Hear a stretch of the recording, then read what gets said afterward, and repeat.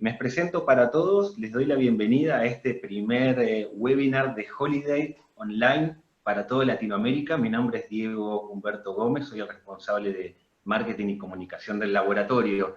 Desde ya, muchísimas gracias a toda la gente que se está sumando, ya somos casi 130 y el número sigue creciendo, así que vamos a hacer un montón durante la tarde de hoy. Bienvenidos a todos los países que están empezando a sumarse, como recién comentaba Marina y les preguntaba: Chile, Paraguay, México, Uruguay, Colombia, Costa Rica, Panamá, Argentina. Muchísimas gracias a todos por participar. En este primer encuentro que vamos a hacer, y no va a ser el único, después le vamos a estar comentando las próximas fechas, hoy nos acompaña la doctora Marina Snikovsky, una excelente profesional, especialista en conducta animal, y nos va a estar dando una charla durante la tarde de hoy bajo el nombre El Rey sin Corona, el perro en casa en tiempos del COVID-19. Así que sin más que agregar, los dejo en excelente compañía para todos con la doctora Marina Snikovsky. Marina, adelante, ahí te estamos viendo, así que el público es todo tuyo. Bueno, muchas gracias. Muchas gracias, Diego, por la presentación y a Holiday por organizar este seminario online. ¿Te molesta el ruido de la caminadora? Tenemos gente con su micrófono abierto, los voy a retar. Les vamos a pedir a todos que por favor silencien sus micrófonos. Si bien desde la plataforma nosotros podemos silenciarlos, pero los que se van incorporando a la charla no los tienen silenciados. Micrófonos y cámaras, por favor, sin conexión, así podemos escuchar bien a la doctora Snikovsky y nos comunicamos a través de la pantalla del chat, ¿sí? Gracias. No, por favor. Bueno, estaba agradeciendo a Holiday por la organización de este webinar y sobre todo agradecer a ustedes que estén aquí del otro lado, cada uno en su casa. Sí, yo también escucho un ruido que se repite.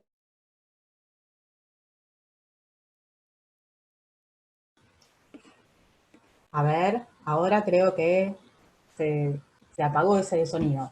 Bueno, les decía que les agradezco muchísimo por estar ahí, cada uno desde su casa. Creo que este es un momento para aprovechar y reunirnos de todas las maneras que podamos, aunque sea de forma virtual, y para compartir cada uno desde su lugar, desde lo que sabe, desde lo que le gusta. Y bueno, en este caso, como vieron, yo soy, por supuesto, soy veterinaria, soy doctora en Ciencias Veterinarias de la Universidad de Buenos Aires, y soy especialista en etología clínica, en medicina del comportamiento, así que de lo que vamos a hablar hoy es justamente del manejo comportamental de caninos, el día de hoy, durante el aislamiento social, durante esta cuarentena. Yo veo que algunos dicen que no se escucha o que no se ve la imagen. No sé si es algo generalizado o particular. Para saber si sigo adelante, cuéntenme si me escuchan, si me ven. No se escucha.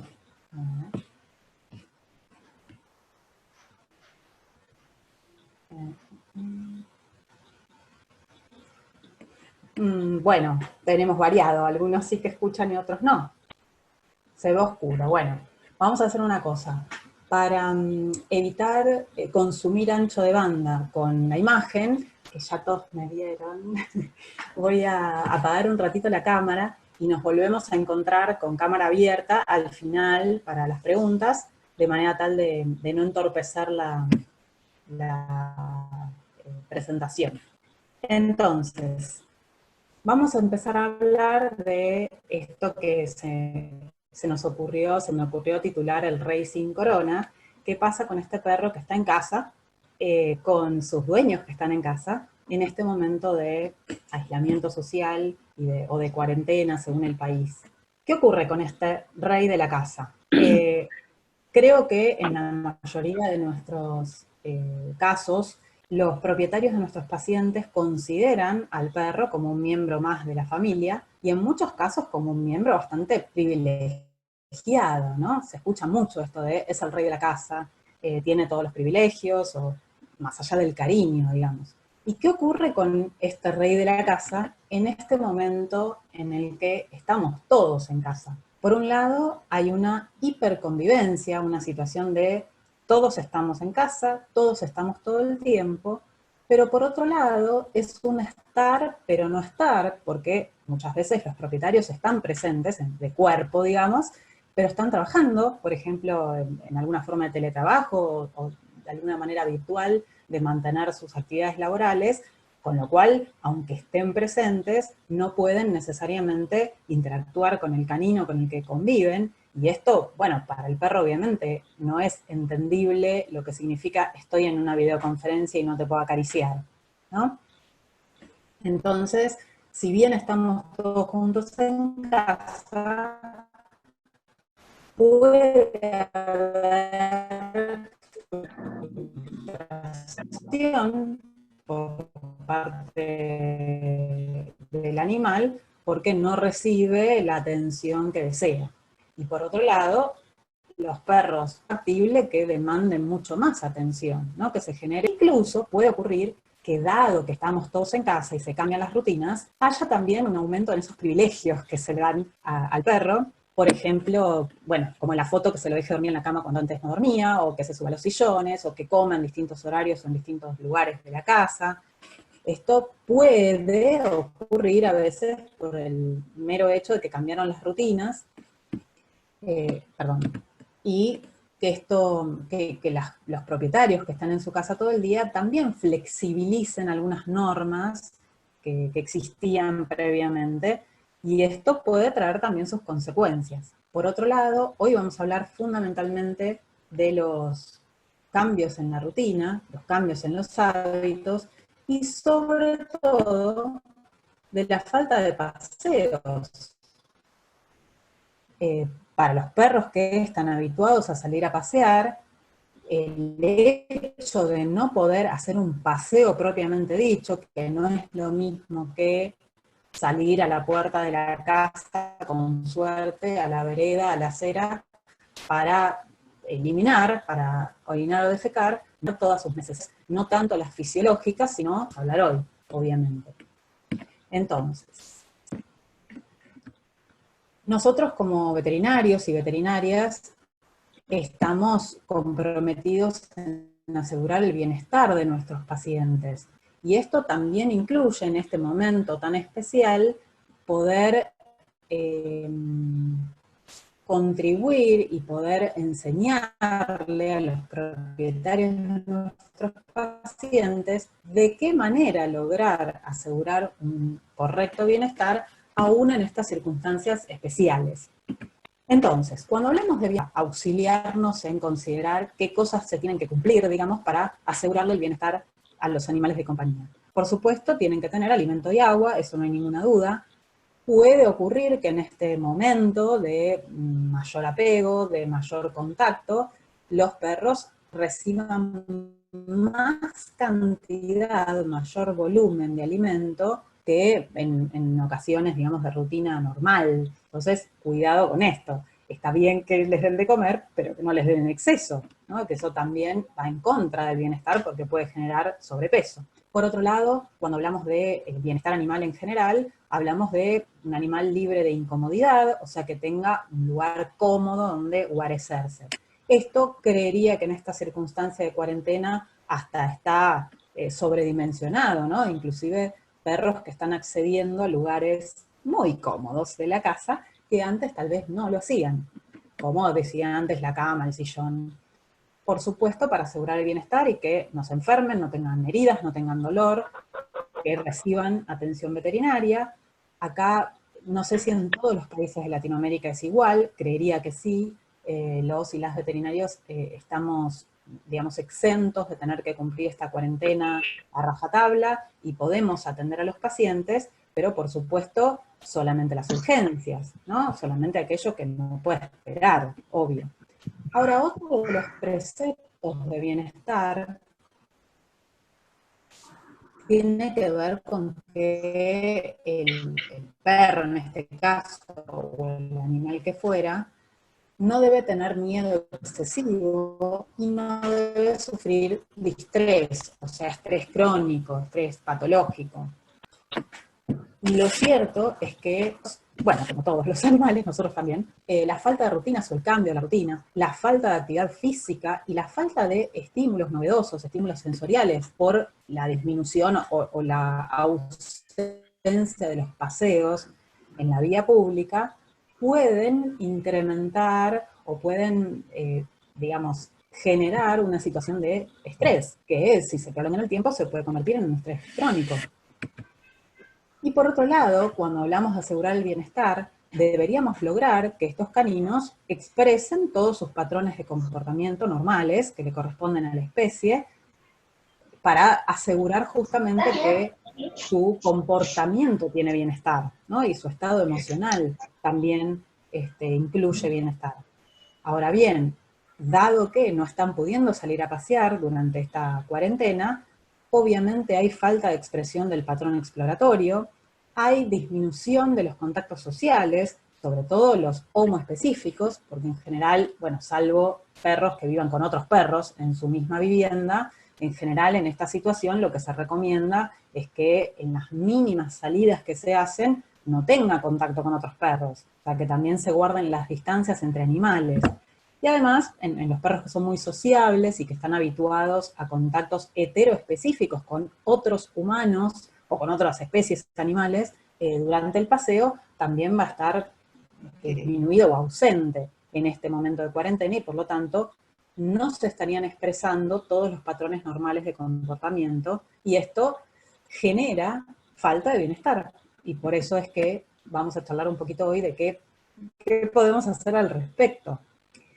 ¿Qué nos trae este aislamiento social? Bueno, ¿qué les trae los caninos? Porque ¿qué nos trae a nosotros? Podríamos hacer un webinar de varios días seguidos hablando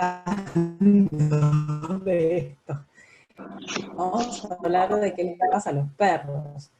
Durante el aislamiento social, obviamente hay cambios de rutina y sobre todo ausencia de paseos. Entonces, como decía recién, se altera o disminuyen o directamente no se expresa social y también se puede ver alterado el patrón de eliminación en perros que están habituados a eliminar sus excretas exclusivamente en el exterior y que o no están saliendo para nada o están saliendo muy poco, así que vamos a hablar también de esto, de cómo lo podemos suplir esta situación. Pero además ocurre casi indefectiblemente que por estar juntos todos en casa, puede haber un mayor apego entre el perro y sus propietarios o alguno de los miembros del grupo. También, como decía antes, un incremento en la demanda de atención por parte del perro, que muchas veces es reforzada por los propietarios, y en algunos casos no, y eso también igual puede producir frustración. Ahora quiero hacer un pequeño apartado con respecto al lavado de las patas. Sé que en general la profesión veterinaria como un todo y las instituciones veterinarias están recomendando que cuando se hace una salida a la calle, al regresar, se le laven las patas con agua y jabón a los perros.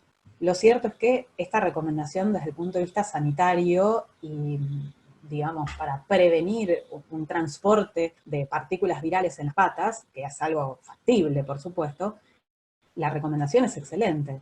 El problema es qué pasa, cómo hacemos con los perros que tienen agresión irritativa, que no admiten el contacto de manipulación, sobre todo de los miembros anteriores y posteriores de las patas, porque en muchos casos hay perros que no toleran este contacto y que van a agredir si uno intenta lavarles las patas. Entonces, si el animal estuviera habituado a esa manipulación, entonces no tendríamos problema. Si el animal estuviera habituado al uso de un bozal, por ejemplo, como ven en la foto, el bozal de canastita, que es en general el que mejor funciona, el más fácil de habituar al perro a utilizarlo y a que no se lo quiera quitar, es más fácil hacer ejercicios de habituación a este tipo de bozal.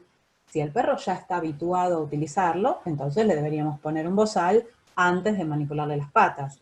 Si no está habituado al uso del bozal, lo tenemos que habituar. Esto no es una cosa de un día para el otro, digamos, que se logre. Se puede trabajar y, por supuesto, con constancia se puede lograr en días, con ejercicios, para habituarlo al bozal. Una recomendación que me atrevo a hacer, aunque digamos no soy especialista infectóloga, pero podríamos cambiar el concepto de lavarle las patas con un trapo, con un cepillo en forma directa. Podríamos usar un pediluvio, donde el animal simplemente tenga que pasar por un fuentón, un recipiente de bordes lo suficientemente altos como para mantener el agua jabonosa, y que simplemente se lo mantenga con sus patas sumergidas, haciendo un pediluvio unos minutos, y luego pase, no sé, por un trapo, por un paño absorbente, para aplicar el exceso. Esto es una posibilidad. Otra posibilidad es con un trapo embebido en una solución antiséptica. Cuidado, por supuesto, si se va a recomendar el uso de hipoclorito. Tengamos en cuenta que por lo general los propietarios tienden a exagerar cuando explicamos las diluciones. Bueno, primero que no todos son expertos en química, entonces hay que explicar muy bien cómo se hace una dilución. Y por lo general, con tal de matar al coronavirus, bueno, pueden usar concentraciones de hipoclorito que son dañinas, sumamente irritantes para las almohadillas plantares y palmares de los perros. Así que bueno, cuidado con este punto, ¿no? Con esta recomendación. Ahora, ¿qué pasa o qué creo que va a pasar? Ay, por favor, silencien ese micrófono que me suena un celular. ¿Qué creo yo que va a pasar después del aislamiento social, cuando volvamos a nuestras rutinas? ¿Cuáles pueden ser las consecuencias de esta situación de, digamos, de falta de paseos por un lado y de estar todos juntos por otro? Creo que van a recrudecer muchísimo todos los perros que tienen ya patologías relacionadas con la separación, problemas del tipo de ansiedad por separación o similar. Si ya tienen el trastorno, es muy probable que se reagudice, que tengamos que trabajarlo especialmente, pero aún en caninos que no tenían ese trastorno, que no tenían trastornos relacionados con la separación, podría ser que este momento de tanto contacto con sus propietarios, siempre que tengan la predisposición, por supuesto, podrían llegar a expresar alguna crisis de ansiedad en el momento de la separación de la figura de apego, cuando todos volvamos a las rutinas y volvamos a salir de casa y a trabajar. Por otro lado, y respecto de estos privilegios que les decía antes, que a veces se dan, bueno, en estas circunstancias donde todos perdimos la rutina típica y los horarios, y no sé, los niños se acuestan tarde, los perros duermen en la cama, ¿no? O sea, puede haber estas cuestiones circunstanciales que generen cierta inestabilidad jerárquica, con la posible consecuencia a futuro de problemas de agresión de tipo competitiva o jerárquica. Por otro lado, si no trabajamos de manera adecuada el manejo, digamos, circunstancial de la eliminación, de la micción y la defecación en algún lugar apropiado de la casa, podemos tener después problemas de eliminación inadecuada, ¿no? Que se mantengan en el tiempo. Ya hablé un poquito hace un rato de esto de estar todo el día juntos, todos comemos más, me incluyo, no sé si les pasa a ustedes, pero bueno, estamos en casa y con mayor acceso a la heladera, al refri, y por lo tanto, bueno, también los perros pueden estar recibiendo más volumen de comida, y no solo más volumen, sino otro tipo de alimentos a los cuales no estaban habituados, y esto puede llevar, por supuesto, a situaciones de sobrepeso o incluso de insulto dietético. Es aquellos cachorros o juveniles que les toca justo su periodo sensible de socialización en este momento de cuarentena, donde, claro, la recomendación habitual, que es sacarlos lo antes posible a la calle para que socialicen, para que se habitúen, que ocurre en la vía pública, bueno, ahora no lo podemos hacer. Y esto podría traer como consecuencia fobias, por ejemplo, a los ruidos, a los sonidos de tránsito, o disocialización, o sea, perros que no estén socializados correctamente con su propia especie o con otras especies animales. Esto es un gran problema, no lo voy a abordar hoy en particular. Si hubiera interés podríamos pensar en armar algo en particular sobre cachorros. Ahora, también es cierto que esta situación nos da a nosotros, los veterinarios y veterinarias, una oportunidad para aplicar la prevención, medidas profilácticas que podemos explicarle a los propietarios para que estas consecuencias o no se produzcan, o por lo menos sean lo más leves posibles, ¿verdad? Entonces, ¿qué pasa con la ausencia de los paseos? Como ya dije, disminuye la actividad exploratoria, la expresión del comportamiento exploratorio. Recuerden que el comportamiento exploratorio tiene motivación propia, es una necesidad comportamental que tienen los caninos toda la vida y todos los días de su vida necesitan explorar. Entonces imagínense que al no estar haciendo los paseos que habitualmente realizan en la vía pública, esta exploración de estímulos se ve muy disminuida, si no totalmente ausente, limitada. Además, como dije, disminución de los contactos sociales y, por supuesto, disminución de la actividad física. Esto se cae en maduro que puede llevar al sedentarismo. Si además hay una predisposición en el animal a padecer sobrepeso o a padecer ansiedad, la falta de actividad física, dos patologías, ¿no? Tanto el sobrepeso como la ansiedad. Y además puede verse alterado el patrón de eliminación en perros que estaban perfectamente habituados a eliminar fuera del hogar, que bueno, de repente no tienen más la oportunidad y pueden entonces alterar tanto el momento en el que eliminan como el lugar donde eliminan, incluso la postura eliminatoria. Entonces, recordemos un poco, cuando hablamos de los paseos en los perros, en la calle, en realidad tienen varios objetivos los paseos, no es solamente eliminar las deyecciones fuera de la casa. Y a mí se me ocurrió dividirlos de esta manera, como objetivos primarios y objetivos secundarios que vamos a ver obviamente después. Dentro de los objetivos primarios, también puedo subdividirlo en la situación del cachorro que está siendo educado, o sea que es el inicio de los paseos, el comienzo de la actividad exploratoria fuera de la casa, donde, como dije antes, utilizamos los paseos para que el perro se habitúe a los estímulos inanimados, a los sonidos, a los lugares, a las distintas condiciones climatológicas, pero también lo usamos para que se socialice con otros perros, con otras personas, con otras especies animales, si es que tuviera el contacto durante los paseos, que pueden ser gatos, que pueden ser palomas, o bueno, dependiendo de cómo es la fauna urbana o semiurbana de cada ciudad de donde ustedes me estén escuchando. Y además en el cachorrito también utilizamos estos primeros paseos, estos inicios, para educarlo en cuanto a la eliminación, ¿no? Para enseñarle a orinar y defecar fuera de la casa, en el pasto, en la plaza, en el parque, en un arbolito.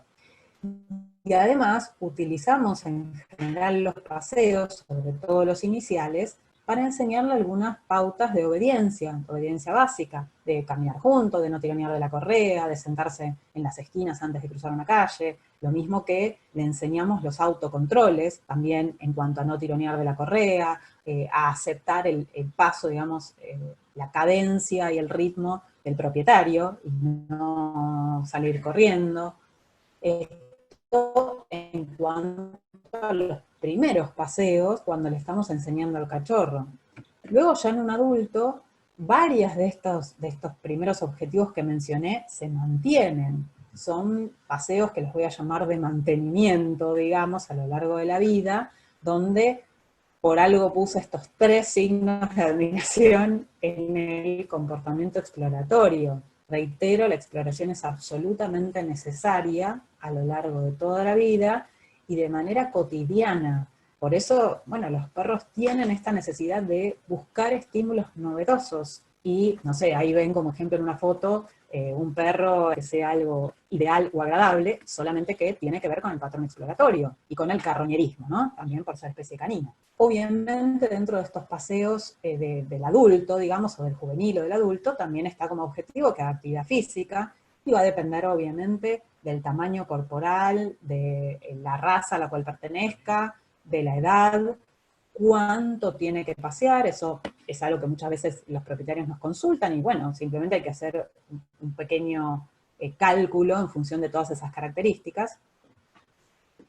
Luego, mantener tanto la socialización como la habituación, de lo que hablé recién con respecto al cachorro, pero vale también para el adulto, es algo que tenemos que mantener durante toda la vida. Y lo mismo, la obediencia, las pautas, las órdenes de obediencia básica, y los autocontroles, ¿no? No tirar de la correa y demás. Bien. Ahora, también los paseos que tal vez no están tan centrados en el perro, ¿sí? Sino más bien en el vínculo. Acá tenemos justamente una función muy específica de los paseos, que son el fortalecimiento del vínculo afiliativo, el vínculo afectivo del perro con su propietario. Esto es un momento de comunión, de estar juntos, de esparcimiento para los dos, y además es un momento, una situación de facilitación social. A esto me refiero con que muchas veces el hábito de sacar a pasear al perro hace que la gente, las personas se vuelvan más sociables. Por ejemplo, que conversen con otros vecinos, que se encuentren con otros propietarios de perro y establezcan un vínculo, aunque sea, digamos, momentáneo. Inclusive muchas personas que viven solas con su animal, que de paso, bueno, en este momento de cuarentena, realmente los animales de compañía, para las personas que viven solas, que no viven con otra persona, que solamente conviven con un perro o con un gato, creo que cobra un sentido mucho más fuerte el nombre animal de compañía, ¿no? Y entonces en estos paseos muchas veces el perro es un facilitador social, le permite a esa persona conectarse con otras personas. Tanto es así que no es solo para el perro el paseo, ¿no? Inclusive por temas de ejercicio físico en personas mayores, que claramente les viene bien si no lo hacen en otras circunstancias, el caminar con el perro es, bueno, una actividad física interesante y agradable. Silencia el micrófono, por favor. Gracias. Perdón que lo diga por nombre, pero justo te vi que estabas hablando. Bueno, entonces vamos a hablar un poquito de cómo se pueden suplir estos paseos, ya que durante esta cuarentena, durante este aislamiento social, sacar a pasear, eventualmente y según las normativas de cada país y de cada ciudad, sacar al perro a la, bueno, nosotros la llamamos vereda, a la acera, en ver grandes desplazamientos sin permanecer mucho tiempo en la vía pública y obviamente respetando, ¿no? Por supuesto, tanto la distancia con respecto a otras personas como con respecto a otros perros. Parte de cómo podemos suplir los paseos tiene que ver con la actividad exploratoria. Si yo antes les decía que la exploratoria de expresar esta conducta, podemos suplir y estimular la actividad exploratoria a través de juguetes, a través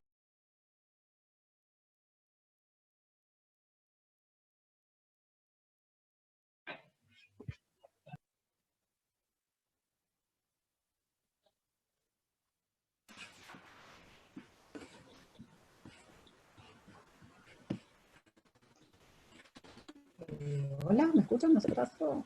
Ah, esperen que resuelva.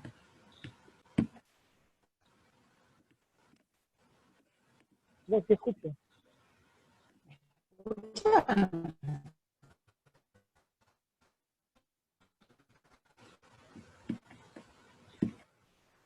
Algo pasó, ¿no? Que no sé qué fue, pero ahora lo vamos a enmendar.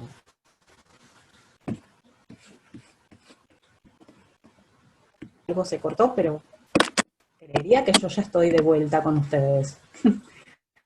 ¿Ustedes me escuchan? Sí, ya me escuchan y ya ven la presentación. Perfecto. Bueno, cosas que pueden pasar. Aquí estamos de vuelta.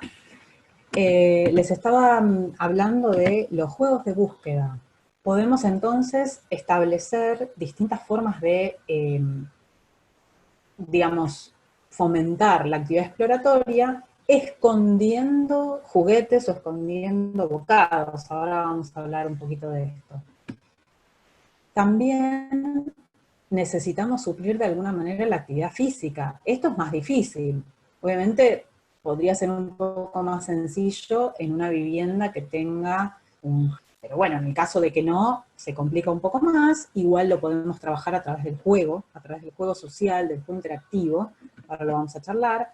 también la interacción social que habitualmente tendría el canino con otros perros no lo vamos a poder suplir, salvo que hagamos videollamadas con los perros de los vecinos, pero no, eso es un chiste, obviamente para el perro eso no tiene ningún sentido, pero sí con el propietario o los propietarios con los que convive, sí establecer y fomentar el juego social, las interacciones, siempre que sean controladas, ¿sí?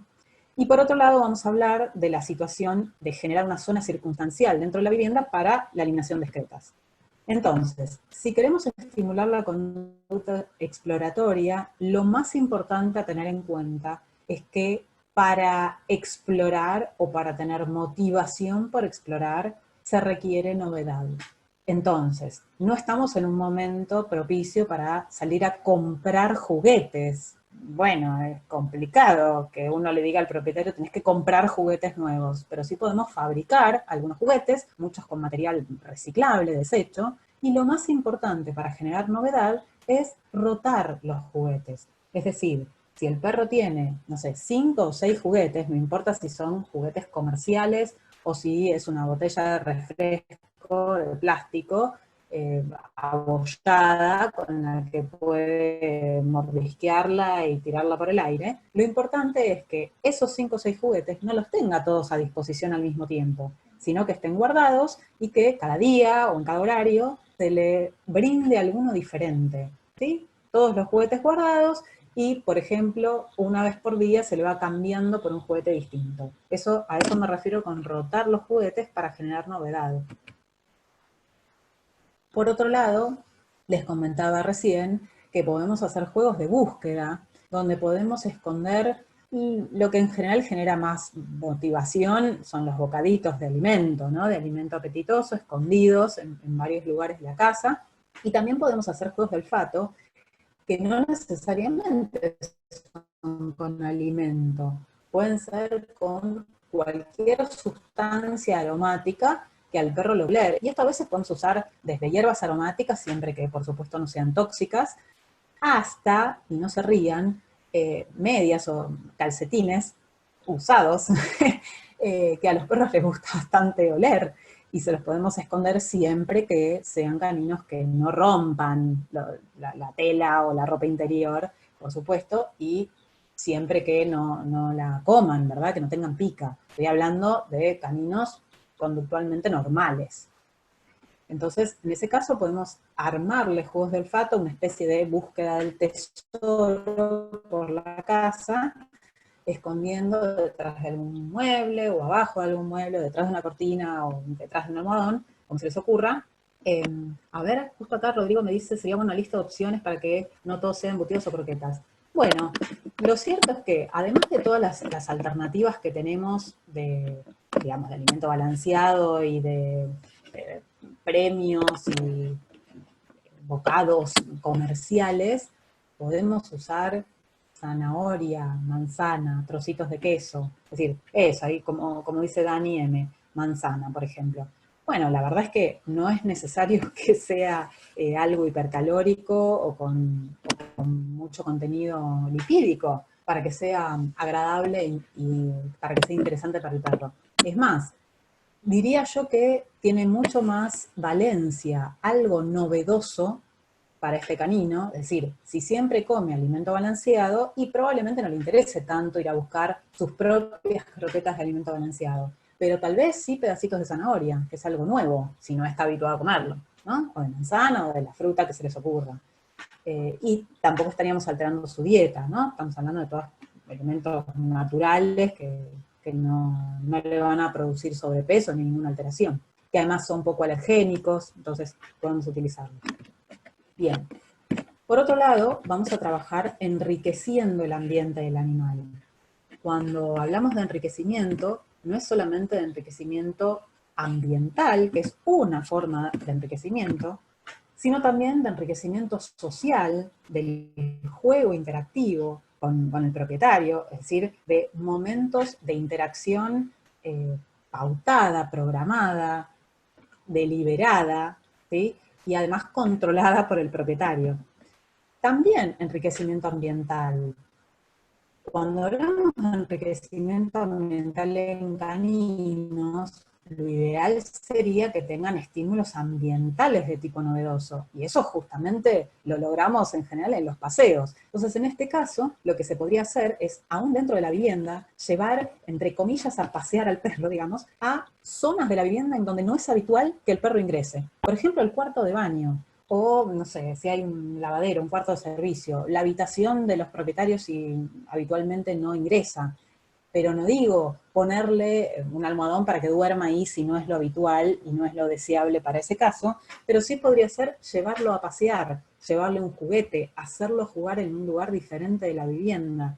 Eso ya para el animal es una forma de enriquecerle el ambiente, porque es un estímulo novedoso en cuanto a dónde está. También, esto que voy a decir vale exclusivamente para perros, mover los muebles, cambiar de lugar un sillón, podría ser también una forma de enriquecer el ambiente, de generar mayor comportamiento exploratorio, aunque sea digamos, en una habitación de la casa que el animal ya conoce. Luego podemos establecer un enriquecimiento de tipo sensorial, tanto a través de sonidos, incluso a través de música, como de aromas o de sabores. Y ahí, bueno, vuelvo a esta idea de que para el perro podemos ofrecerle distintos sabores que, si bien, por supuesto, que va a preferir comer embutidos, claro que los va a preferir, sin duda, porque son más palatables, pero podemos usar otras alternativas que también le van a resultar apetitosas e interesantes, sobre todo, reitero, por lo novedosas, por lo diferentes. Lo mismo con los aromas, como comentaba hace un ratito. Y en cuanto al enriquecimiento ocupacional, acá podemos utilizar distintos tipos de juguetes que los llamamos interactivos, o de juguetes que producen o generan estímulo cognitivo, básicamente que estimulan que el animal tenga que resolver un problema. Entonces, justamente los juguetes nos permiten, o en realidad le permiten al perro, expresar dos patrones de comportamiento, el lúdico, el de juego, y el comportamiento exploratorio, sobre todo el exploratorio. Generan estímulos enriquecedores porque, tanto desde lo visual, por la forma que presentan, bueno, con los colores, en general, en los juguetes que se comercializan para perros suelen ser de diversos colores y de colores brillantes y chillones. Bueno, no sabemos si ellos perciben exactamente la misma gama de colores que nosotros, pero sin duda puede haber un estímulo visual interesante en juguetes que tengan distinto color, no importa qué color, ¿no? O diferente forma. Lo mismo estímulos auditivos, muchas veces con estos juguetes que al morderlos emiten un sonido agudo, bueno, porque tienen un silbato adentro, un chifle, le decimos en Argentina, que a la mayoría de los perros les interesa, les gusta, ojo que a otros no, a algunos les da miedo. También estímulos táctiles, con juguetes que tienen diferentes texturas, y entonces admiten ser mordidos y lamidos o arañados o rascados, ¿no? Utilizando distintas maneras de explorar. El perro explora, bueno, fundamentalmente con la boca y con las patas, así que todas esas maneras de, digamos, utilizar el sentido del tacto son interesantes en los juguetes, y obviamente estímulos olfativos o gustativos en todos los juguetes que vienen, vamos a decir, saborizados. Y en aquellos juguetes que no vienen saborizados, los podemos saborizar, porque también los podemos untar con, no sé, mantequilla, por ejemplo, manteca, decimos en Argentina. O lo que se les ocurra a ustedes, algún paté, lo que sea, para darle un sabor interesante y que el perro, bueno, que tenga mayor motivación por explorar y por morder ese juguete, ese huesito o lo que fuera. Les hablaba antes de los juguetes interactivos. Estos son, bueno, los juguetes que llamamos con autorrecompensa. Es decir, tienen en general, son juguetes huecos, digamos, donde les podemos meter adentro algún bocadito, algo, bueno, rico para el perro, ¿no? Que, como hablábamos antes, puede ser perfectamente un pedazo de zanahoria o de apio, no sé, lo que le guste al perro.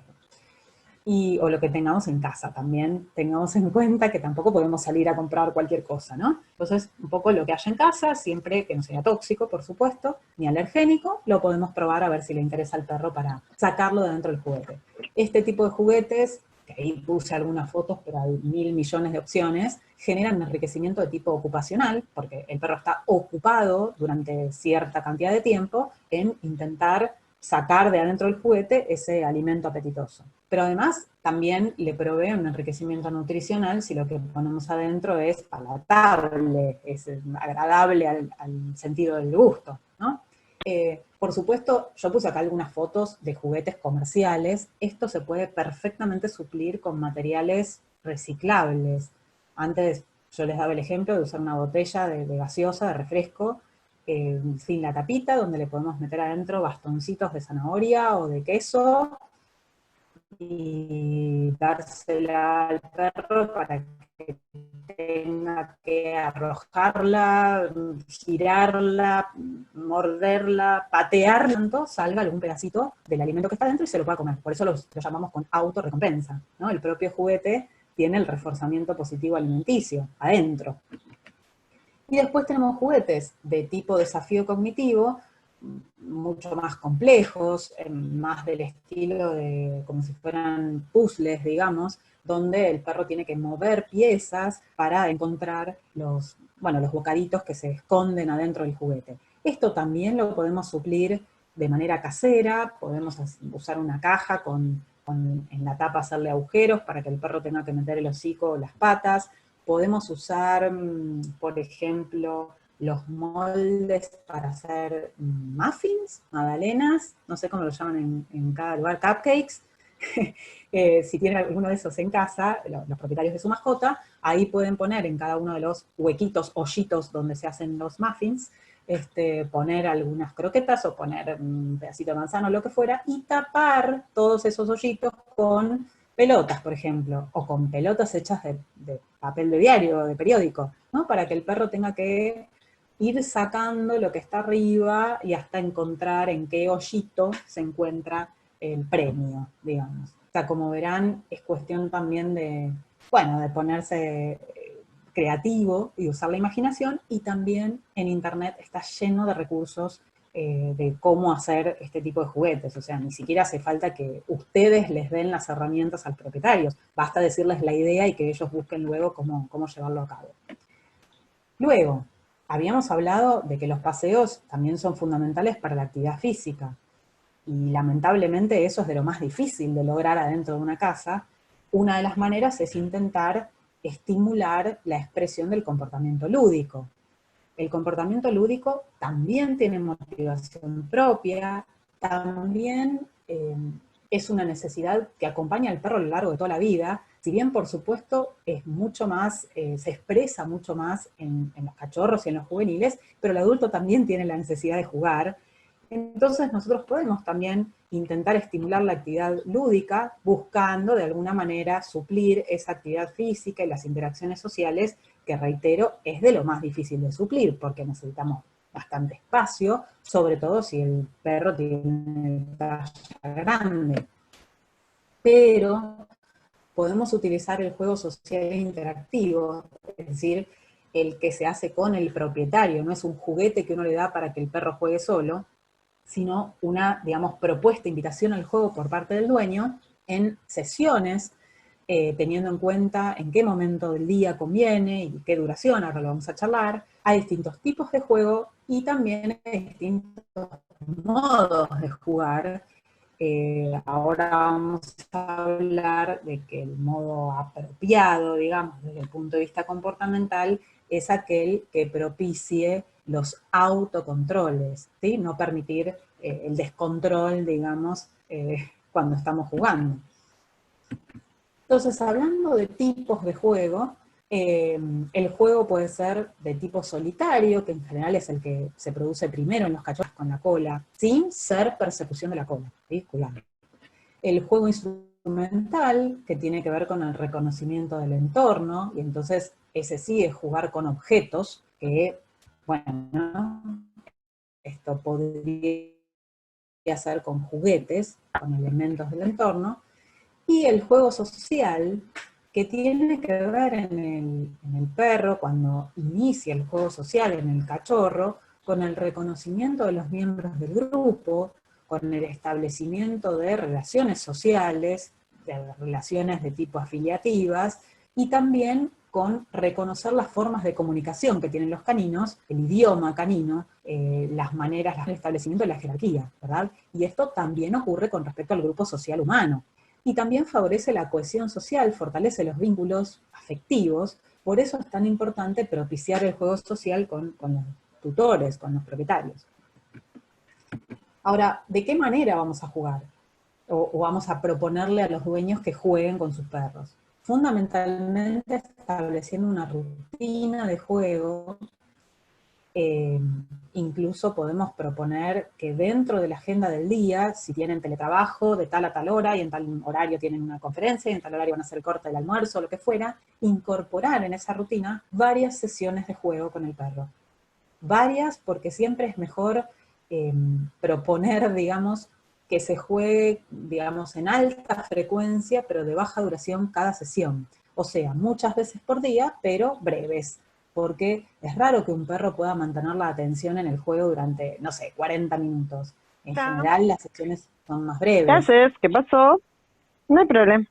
Por favor, silencien el micrófono. Gracias.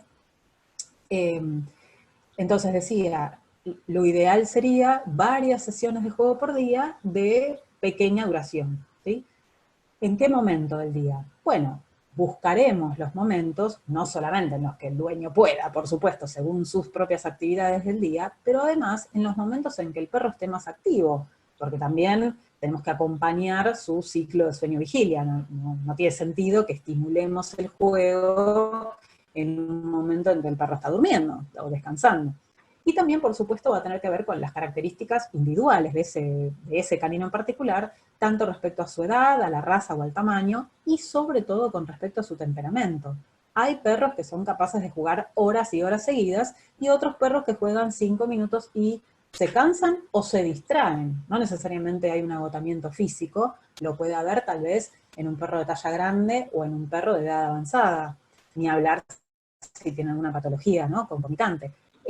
Pero muchas veces tiene que ver con el temperamento, con que son perros de menor atención, de menor nivel atencional, y pueden establecer y mantener un juego, por ejemplo, de arrojar y traer la pelota, durante apenas unos minutos, y después se van a distraer. Entonces, en lugar de insistir con mantener esa sesión de juego, lo ideal sería interrumpir en ese momento y volver a iniciar otra sesión más tarde, en otro momento. El otro punto es con qué jugar con el perro. Bueno, esto un poco está en relación con lo que hablábamos recién de los juguetes. Siempre que le vamos a dar un objeto para jugar y para utilizar en el juego, que ahora les voy a contar cuál es, digamos, la mejor manera de jugar, no tienen que ser objetos que se asemejen a pertenencias del propietario. Esto de, le doy un zapato viejo para que juegue, porque total es un zapato viejo y no lo voy a usar más, bueno, el perro no tiene la capacidad de discernir cuál es un zapato viejo y cuál es un zapato que se compraron ayer. Entonces, siempre es mejor, si le vamos a dar un objeto, digamos, en desuso, tiene que ser de desecho, de reciclado. Por eso una botella, una caja, el tubito del papel de baño, no un objeto que sea exactamente igual a otro que tiene el propietario, pero que no se lo quiere dar como juguete, teniendo en cuenta que tiene que poder ser mordido, o sea, que tiene que tener una resistencia a la fuerza de mordida del perro, y reitero esta idea de evitar la monotonía, o sea, hay que rotar los juguetes. Y este juego social propuesto por el propietario, como les dije, que buscamos que fomente los autocontroles y que mantenga una adecuada jerarquización, es importante que sea el propietario el que inicia y el que finaliza el juego, no el perro, por más que venga con la pelota en la boca a solicitar atención o a solicitar juego, no debe ser el perro el que inicia y el que finaliza, sino el dueño.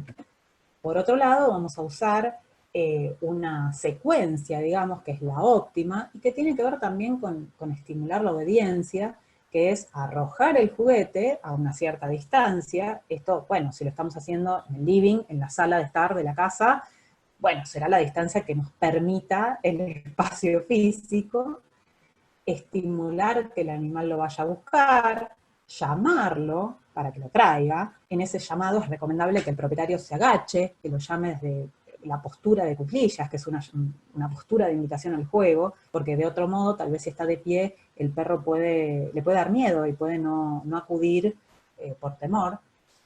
Entonces, enseñarle a que acude y que traiga el juguete y pedirle con algún comando que entregue ese juguete y estimular a que entregue el juguete. No tironearle, no tratar de robárselo de la boca. Bueno, ejemplos de estos juegos pueden ser con pelota, con frisbee, con palito, con lo que tengamos en casa y con lo que nos entre según la disposición de la vivienda, ¿no? En cuanto a esto de pedirle al perro que entregue el juguete, la manera de enseñarle, si es que no sabe, digamos, no está habituado o no tiene esta pauta de obediencia de soltar el juguete y entregarlo, esto se le enseña intercambiando al juguete o por un bocadito, por algo rico, o por un segundo juguete en el momento en que lo trae en la boca, ¿no? De tal manera de que aprenda a soltar el juguete, aunque no lo entregue en la palma de la mano, pero que aprenda a soltarlo. Nada de estimular la agresión, no estimular la competencia, no tironear, no reforzar los gruñidos. En mi caso, que bueno, yo atiendo todos perros y gatos con problemas de comportamiento por mi especialidad, en mi cuestionario una de las cosas que yo pregunto es si el perro gruñe en alguna circunstancia, y es muy frecuente que digan, no, gruñe pero jugando. Bueno, gruñe, aunque esté dentro de un contexto lúdico, eso también si es un gruñido, es una forma de amenaza que está dentro digamos, del comportamiento de agresión. Entonces, no lo debemos reforzar, o sea, no reírse, no continuar el juego, ¿no? Finalizar el juego, incluso se le puede regañar por gruñir. Bien, y el otro punto que nos quedaba pendiente, perdón, voy a leer un comentario de Germán. Si es la persona la que debe iniciar el juego, ¿qué debo hacer cuando de repente viene solo y me trae un juguete? Bien, como una de las ideas de esta charla es también no responder a todas las demandas de atención para no generar, entre otras cosas, un hiperapego, que lo vamos a hablar en un ratito. Siempre lo ideal es que sea el dueño el que inicia las interacciones, tanto de juego como de interacción social, de lo que sea, de saludo, de lo que fuera, y no el perro. Entonces, en ese momento se lo debe ignorar. Cuando el perro trae el juguete en la boca, lo ignoramos. Y en otro momento, que tal vez son 5 minutos después, cuando lo dejó en el piso, ahí lo llamamos y lo invitamos a jugar. Justamente para que se mantenga esta posición de que es el dueño el que inicia y finaliza. Muy bien. En cuanto a la eliminación, vamos a tener que elegir, en algunos casos, un sitio permitido, circunstancial dentro de la vivienda, para aquellos perros que, o porque los propietarios están en una cuarentena propiamente dicha, o sea, no pueden salir a la calle porque o alguno está infectado con COVID-19 o viajó al exterior, o bueno, por lo que sea que tiene que hacer una cuarentena, que no es lo mismo que el aislamiento social preventivo, y no puede salir a la calle, o puede salir pero de manera muy circunstancial en pocos momentos del día, o es una persona que pertenece a una población de riesgo, vamos a tener que generar un lugar permitido dentro de la casa. Si es una zona externa, obviamente es mucho más fácil y más conveniente, para lo cual ese balcón, ese patio, esa terraza tiene que estar siempre accesible para el perro, y lo tenemos que llevar y mostrarle que ese es el lugar. Cuando es dentro de la vivienda, tenemos que elegir un lugar que sea periférico, entonces un lavadero, el costado, el extremo en la cocina, un corredor, un pasillo, siempre lo más periférico posible con respecto a las actividades centrales de la casa, alejado de donde el animal come y de donde el animal duerme y donde bebe, ¿no? Que en general suele ser el mismo que donde come, y colocar un sustrato apropiado, que solemos utilizar, algún sustrato que sea absorbente, y lo que vamos a hacer es, para estimular la eliminación en ese lugar, llevarlo al perro en los horarios habituales en los que hubiera salido a pasear, ¿sí? Y además vamos a intentar explicarle a los propietarios cómo se pueden anticipar los momentos en que el perro va a evacuar. Obviamente no tenemos la bola de cristal, no lo podemos saber a ciencia cierta, pero sí es cierto que hay momentos en el día que son, digamos, más previsibles de que el perro vaya a evacuar, como son cuando recién se despierta, después de comer, más o menos unos 20, 30 minutos después de comer, esto un poco varía según la edad y la talla corporal del perro, o después de haber jugado un rato largo y de haber bebido agua, antes de irse a dormir, ¿no? Como uno haría el último paseo, y también, por supuesto, toda vez que veamos señales prodrómicas ¿no? de evacuación, como ser el caminar oliendo el piso con fricción y caminando en círculos o caminando en ochos, probablemente eso sea un comportamiento anticipatorio de la defecación. Entonces, en ese momento lo tenemos que llevar al lugar adecuado. Entonces, ¿cómo hacemos? Vamos a mantener el ritual de la salida. Entonces, se le pone el cuello y la correa, tomamos las llaves, utilizamos las mismas frases anticipatorias que se suelen usar en el ritual de salida, como vamos a pasear, vení que nos vamos, o lo que sea que diga el propietario habitualmente, le pone el collar y la correa, lo lleva al lugar donde circunstancialmente se le va a permitir que orine y defeque, y se espera unos momentos para ver si lo hace. Y obviamente, en el caso que lo haga, después vamos a ver que lo vamos a premiar. También podemos utilizar estímulos olfativos. Obviamente, si hizo en un lugar incorrecto, lo tenemos que limpiar de manera apropiada. Esto es con los elementos, digamos, de limpieza apropiados. Por ejemplo, no se recomienda en estos casos, en general, usar hipoclorito, no por una cuestión de desinfección, es excelente como desinfectante, pero el olor que tiene el hipoclorito tiene ciertas semejanzas con algunas proteínas de la orina. Entonces, siempre es mejor usar detergentes enzimáticos, como los que se usan para sacar las manchas de la ropa, para quitar las manchas de la ropa, que se venden en polvo o en líquido, ¿no? Y en cambio podemos estimular olfativamente el lugar correcto donde queremos que elimine durante este periodo, por ejemplo, absorbiendo la orina o tomando la materia fecal si lo hizo en un lugar inadecuado y llevándolo al lugar adecuado, ¿no? Para mostrar dónde es. Obviamente, si lo vemos en el momento en el que elimina en el lugar adecuado, lo vamos a reforzar de manera que puede ser con un estímulo gratificante alimenticio, y sumado a eso, siempre también usar un reforzamiento secundario, ¿no? Un muy bien, una palmada en la cabeza, una caricia. Bien.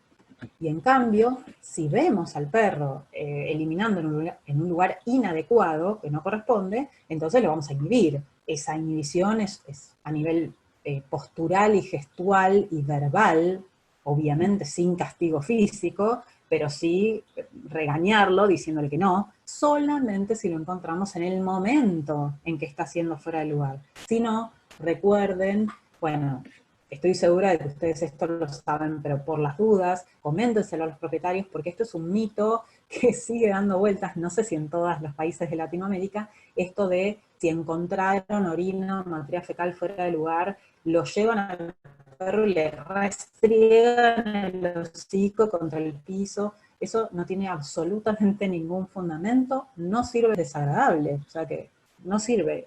Por favor, avísenle a los propietarios que esto no tiene ningún sentido. Bien. Luego, otro de los puntos que a mí me preocupan sobremanera es la prevención de posibles problemas de apego, ¿no? De un hiperapego.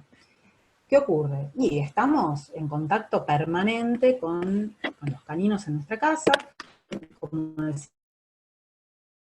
antes, a veces es un estar pero no estar, en el sentido de que, bueno, los propietarios están en casa pero tal vez están ocupados, pero están todo el tiempo, y en perros predispuestos, que se puede ver como un contacto permanente, tanto físico, digamos, táctil, como visual, como pueden ver en las fotos. En la foto de arriba, bueno, es un contacto táctil, directo, estrecho, y en la foto de abajo es un contacto permanente visual. El perro está todo el tiempo mirando al propietario.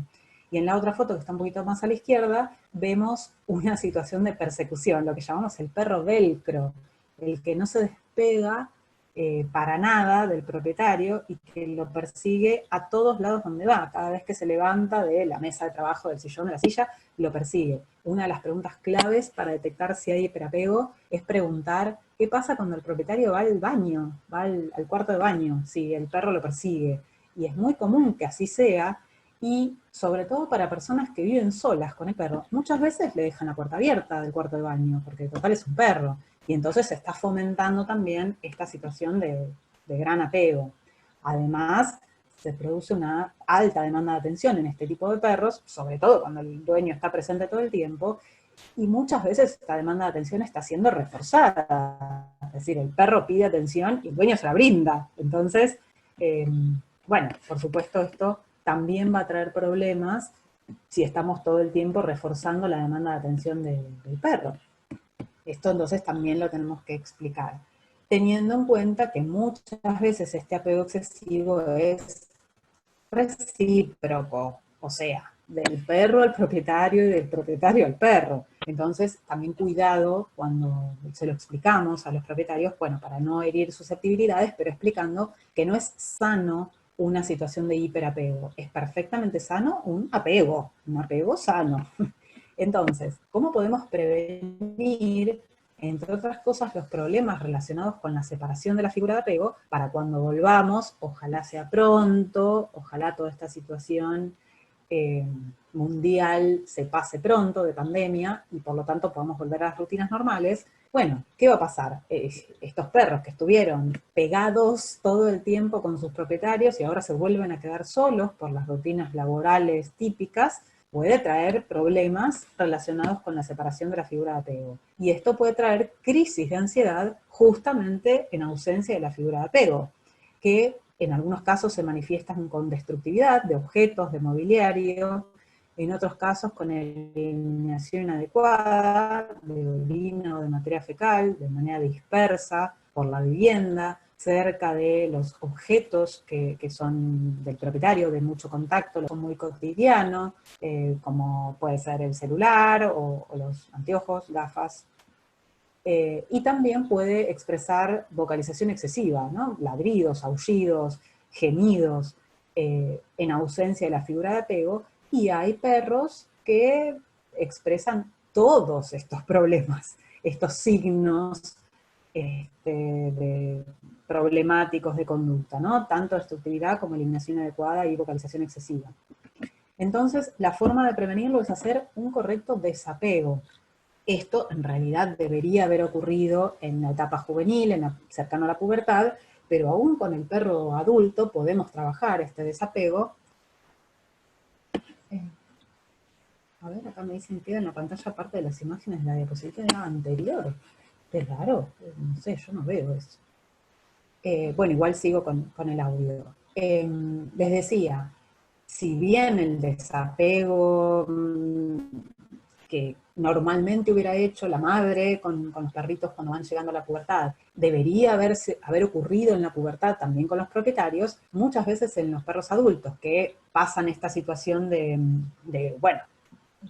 como le dije antes, de hiperconvivencia, pueden estar hiperapegados, y entonces necesitamos hacer una ruptura de ese vínculo de apego si es con un único miembro del grupo, de la familia. Por ejemplo, alejando el sitio de descanso, o sea, que no duerma ni en la cama ni en la misma habitación que ese miembro de la familia con el cual tiene un vínculo de hiperapego.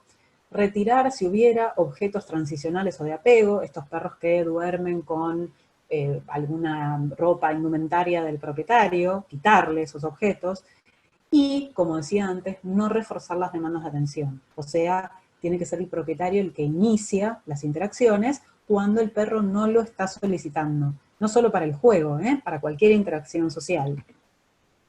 Además, es necesario incrementar las distancias, generar barreras físicas, como por ejemplo cerrar puertas, ¿no? Cerrar puerta del cuarto de baño, por ejemplo. O de la habitación, o dejar un ratito al perro en el balcón, es decir, buscar de alguna manera generar de manera física esa separación, que como no la podemos hacer real porque los propietarios siguen estando en casa, al menos que dentro de la casa haya cierta distancia. Y también reforzar la independencia. Cuando el perro está solo, no sé, en otra habitación, o un poco alejado del dueño, jugando o lo que fuera, ese es un buen momento para reforzarlo, para premiarlo, para acariciarlo, por ejemplo. También fomentar el apego sano a todo el grupo, ¿no? Entonces, que no sea un vínculo exclusivo con un único miembro del grupo, sino que si hay, obviamente, si no es una familia monoparental, ¿no? Si hay varios miembros del grupo, entonces que sean otros también los que se ocupan de alimentarlo, jugar con el perro y demás. Y otra cosa que sirve para prevenir los problemas relacionados con la separación es realizar simulacros con todos los objetos y rutinas típicas de los preparativos antes de irse. Esto es, tomar las llaves, vestirse con la indumentaria con la cual habitualmente se van a trabajar, teniendo en cuenta que muchas veces cuando uno hace teletrabajo, tal vez está con ropa de entrecasa o con un calzado más de playa que de ir a trabajar. Entonces, ponerse el calzado como si fueran a ir a trabajar, tomar las llaves, la mochila, la cartera, el maletín, lo que sea que utilice el propietario, por supuesto sin irse, pero haciendo todo ese ritual totalmente fuera de contexto, en un momento en el que ni siquiera es un horario habitual de salida, como para ir desensibilizando al perro a estos rituales anticipatorios. Y justamente, hablando de rituales, si, durante esta cuarentena, el propietario o los propietarios en algún momento salen para hacer alguna compra, tanto antes de salir como al regresar, lo tienen que ignorar. Entonces, nada de decirle, bueno, ya vengo, quédate tranquilo, vuelvo en un ratito, ¿no? Esos rituales típicos que ocurren habitualmente con estas frases. Y lo mismo al regresar, no deben saludar al perro hasta tanto se haya calmado, es decir, no reforzar el saludo efusivo que muchos perros tienen, sobre todo cuando tienen estos problemas relacionados con la separación. Entonces, y para finalizar, pensando en esta situación como una oportunidad de fomentar la prevención, una oportunidad que tenemos los veterinarios y las veterinarias en el mundo, ¿verdad?, para poder unirnos y trabajar en conjunto, creo que hay algunas cositas que podemos tener en cuenta, como por ejemplo, trabajar con compromiso, comprometidos con la profesión y con este precepto de una salud, donde no solamente comprometidos con nuestros propios pacientes y con sus familias, sino con la salud pública en general, trabajar con objetividad, sobre todo, en esta situación donde tal vez algunos de ustedes están atendiendo pacientes, pero necesitamos que con un criterio objetivo se haga un filtro, digamos, de cuáles son los pacientes que realmente requieren prioridad y que tienen urgencia, porque si no, si puede esperar, que espere. Es decir, este no es un momento de ganar dinero, es real. A todos nos pasa que nos tenemos que ajustar y no estaría bien ni exponernos nosotros como profesionales, ni exponer a los propietarios en esta circunstancia para atender algo que no sea urgente. Lo mismo también ser objetivos con la información que leemos y con la información que brindamos. Y en este sentido también utilizar el criterio de veracidad y de validez de las publicaciones que nos llegan, teniendo en cuenta que en este momento estamos ante dos pandemias, ¿no? Ante la pandemia del coronavirus y también la pandemia de la información, y de información que no es necesariamente de calidad y que no es necesariamente validada. Y nosotros, por suerte, tenemos formación científica y debemos ser críticos también en lo que leemos y en lo que comunicamos. Y también tenemos una enorme ventaja desde nuestra profesión, y es que podemos aportar muchísimo en los estudios que se están haciendo de investigación actuales, tanto con respecto a los tratamientos posibles para esta enfermedad, como en las vacunas, porque realmente tenemos formación en investigación, diría que hasta a veces mucho más rica, por lo menos en el sentido de información que manejamos acerca de virus, y de coronavirus en particular, que lo conocemos bastante, conocemos sus mutaciones, sus subtipos, entonces podemos aportar también en investigación.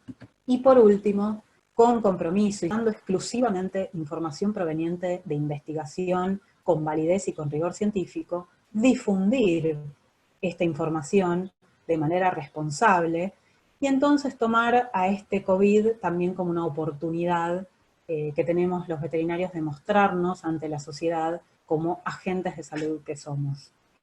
Con esto, bueno, voy cerrando esta charla, dejándoles esta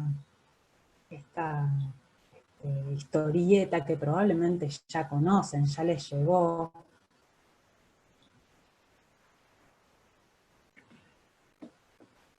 Donde vemos algunas diferencias especie específicas, porque claramente los gatos no tienen nada que ver con los perros, sobre todo desde el punto de vista comportamental, y por esto es que los invito a otro webinar que vamos a hacer la semana que viene, el 15 de abril, en el mismo horario, pero hablando del manejo comportamental del gato durante la cuarentena. Ahora voy a leer, ya sé que me estuvieron poniendo algunas preguntas y comentarios, ahora me voy a ocupar de responder.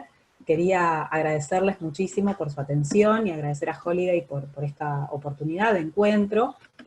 Si tienen preguntas o comentarios, los pueden ir escribiendo. También acá tienen, bueno, formas de comunicarse conmigo, variadas. Así que me pueden buscar también en mis redes, escribir lo que necesiten, si queda alguna duda. Voy a leer un poquito algunas dudas que aparecieron acá. ¿Qué opino del uso de feromonas para la ansiedad por separación? Bueno, dentro de lo que es un tratamiento integral, donde utilizamos muchas herramientas de tratamiento, las feromonas de apaciguamiento canino pueden ser una herramienta más, no la única, por supuesto, en general es insuficiente si la usamos como, digamos, como única herramienta, pero sí, en general creo que las podemos utilizar siempre que estén disponibles, no en todos los países están, pero las podemos utilizar.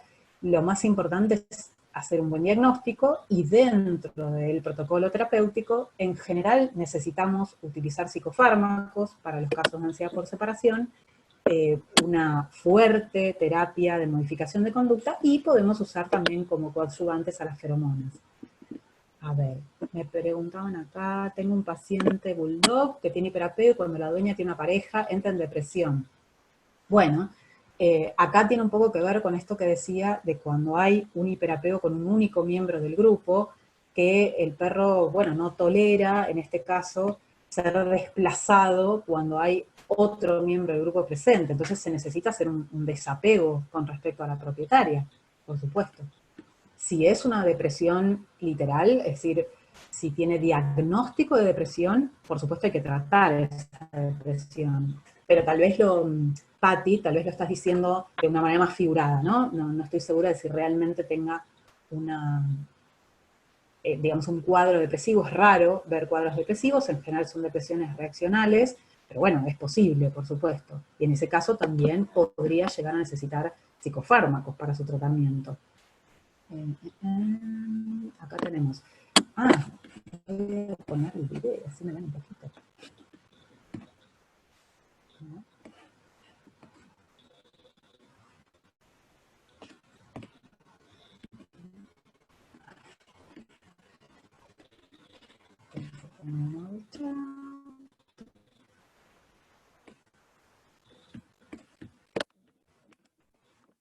Muy bien. Se me fue el sol. Se me fue una pregunta que estaba más arriba. Ya voy.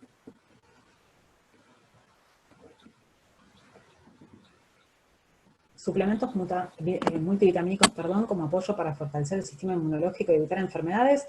Bueno, los que están probados, sí, pueden ser útiles. No soy infectóloga, no soy inmunóloga, pero podrían utilizarse. Obviamente, por más que utilicemos multivitamínicos, no vamos a vencer un virus. Igual, no sé si te referís a los pacientes veterinarios, bueno, hasta el día de hoy no hay ninguna evidencia de que padezcan la enfermedad, con lo cual, en todo caso, se podría utilizar más como coadyuvante emocional, digamos, en ese caso sí. Bueno, y me dice que Valentina está detectando hiperapego en su perro, así que bueno, Valentina, ponete a trabajar el desapego.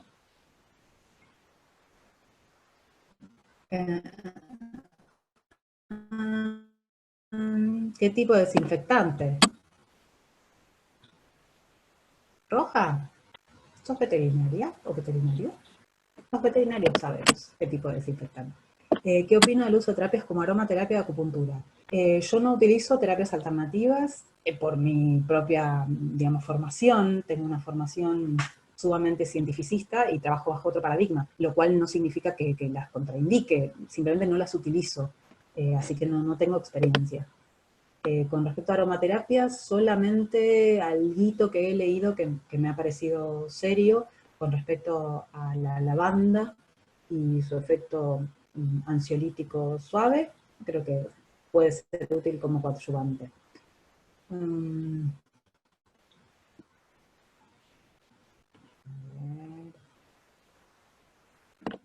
Sí, tenés razón. Antes de que se vayan, les paso también la publicidad de que esta semana también hay otro webinar de Holiday que lo va a dictar el doctor Mansub sobre dermatología. Y bueno, también tiene que ver con estar encerrados con el perro en casa y, por ejemplo, darse cuenta de que se rasca, ¿no? Interesante para estar también pendientes.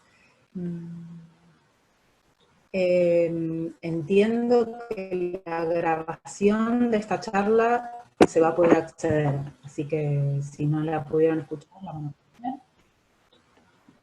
Esto...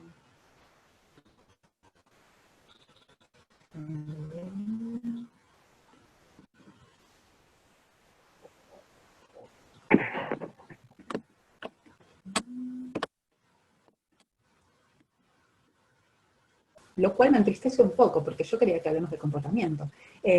Bueno, a ver, si yo les tuviera que recomendar, ya les dije, se puede hacer un pediluvio con alguna solución antiséptica, que podría ser de clorexidina, podría ser de hipoclorito siempre que la dilución sea adecuada y no irritante, podría ser de peróxido de hidrógeno, se puede usar un shampoo para perros, sobre todo un shampoo antiséptico con clorexidina o con peróxido de benzoilo.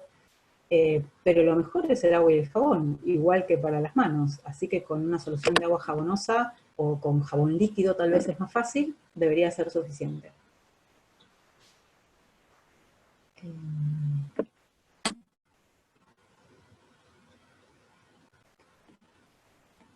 Bueno, ahora me están preguntando por medicación. Cuando tenemos un trastorno diagnosticado, dependiendo de cuál es el diagnóstico, vamos a poder utilizar un tratamiento específico, si fuera farmacológico, con un psicofármaco que modifique los neurotransmisores o los receptores que suponemos o que entendemos que están alterados en esa patología. Entonces depende para cada caso. En general, el apego no es una patología. Por lo tanto, cuando preguntan qué tipo de medicación se utiliza para el apego es normal. El problema digamos, la patología son, por ejemplo, la ansiedad por separación o los trastornos de comportamiento relacionados con la separación, que en muchos casos cursan también con hiperapego, y en ese caso, en general, utilizamos fármacos con efecto ansiolítico, por ejemplo, antidepresivos tricíclicos. También podemos usar otros moduladores de la ansiedad, como nutracéuticos, ahí me están preguntando por los nutracéuticos, que se pueden utilizar, nutracéuticos como el triptofano, fitoterápicos como la valeriana. Por supuesto que se pueden utilizar en casos donde hay un trastorno, ¿no? Tal vez en un animal que ya tiene un cuadro de ansiedad de base y que está transitando esta situación y digamos, tememos que haya un problema futuro, a los nutracéuticos lo podemos usar para modular este paso y que no generen el trastorno futuro, de manera preventiva. Bueno, ahora me están preguntando cosas más técnicas. Con respecto a la charla de Mansub, se registran en el mismo link con el que se registraron esta charla. Acá me pregunta Ivonne si es bueno sugerir cambiar el balanceado a un balanceado en bajas calorías. Bueno, si es un animal que estaba habituado a hacer una actividad física intensa y ahora obviamente está disminuida, sí, es interesante esa recomendación, por supuesto.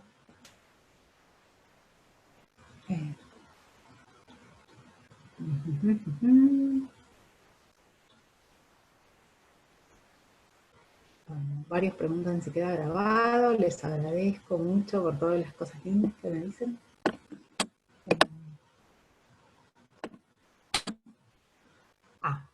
John Reynolds dice, me quedó dando vueltas cuando hablaste de si el perro gruñe jugando o en ciertas circunstancias dijiste que tenemos que castigar. Bueno, tenemos que inhibir ese ruido, regañarlo. Cuando hablamos de castigo, en realidad a lo que me refiero es a la inhibición etológica, utilizando una postura corporal, los gestos, digamos, la gestualidad y los vocablos que al perro le generen inhibición. Entonces, con una postura asertiva, alta, como haciéndose grandote, digamos, y con gesto de enojo, regañarlo verbalmente, decirle que no cuando gruñe. Sí. Y nunca castigo físico, por supuesto. El triptofano es un precursor de la serotonina, y como la serotonina es un neurotransmisor que produce ansiólisis, digamos, si está más disponible en el cerebro, podría incrementar la síntesis de serotonina a nivel cerebral, y por lo tanto ejercer un efecto ansiolítico.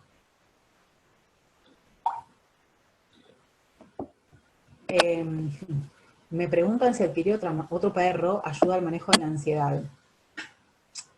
A ver, a mí en general cuando me preguntan si conviene traer otro perro, siempre digo que no. Primero porque si tenemos un perro con un trastorno, imagínense lo que es para el propietario, tratar el trastorno en un perro y además educar un perro nuevo. Además tenemos el problema de la interacción social entre ellos, que no necesariamente va a ser buena de entrada, hay que ver qué pasa con las jerarquías. Entonces, no como indicación. Hay casos particulares donde podría llegar a ayudar. En los casos donde hay ansiedad por separación o problemas relacionados con la separación, por lo general no mejoran aunque convivan con otro perro, porque el problema es con respecto a un humano. Digamos, la crisis de ansiedad por la ausencia de la figura de apego tiene que ver con un humano, no con otro perro. A ver.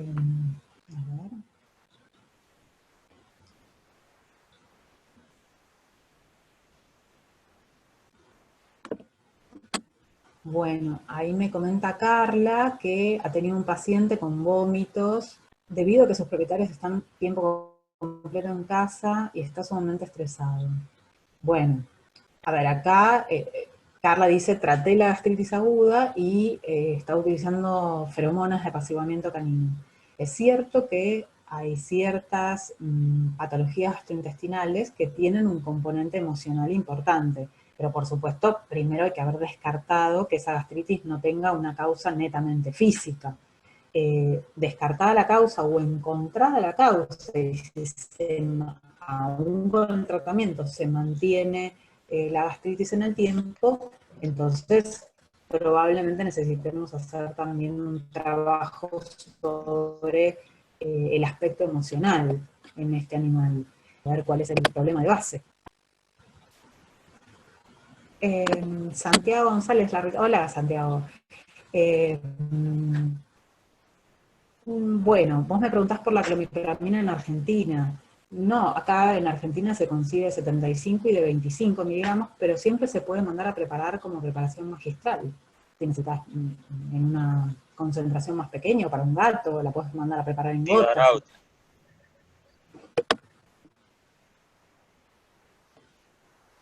Ah, ahí mira, te contestaba Diana, te consigue 25.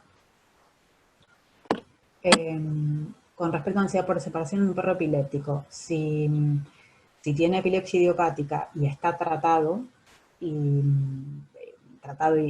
digamos, controlado, se puede utilizar un antidepresivo tricíclico con cautela, porque cualquier psicofármaco puede disminuir el umbral conducido.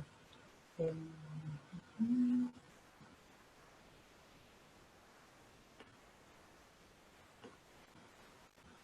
Bueno, termino con, creo que ya terminé con las preguntas, o 2 o 3 últimas preguntas y cerramos.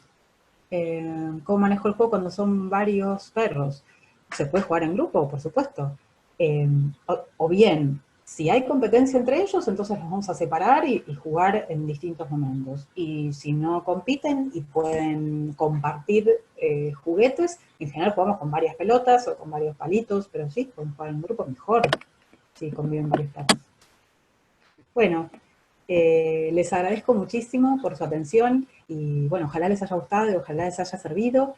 Va a quedar la grabación, ya les va a llegar a través de Holiday el vínculo para que accedan a la grabación los que no pueden escucharla entera y cualquier duda, bueno, me pueden contactar y ojalá nos veamos hablando de gatos.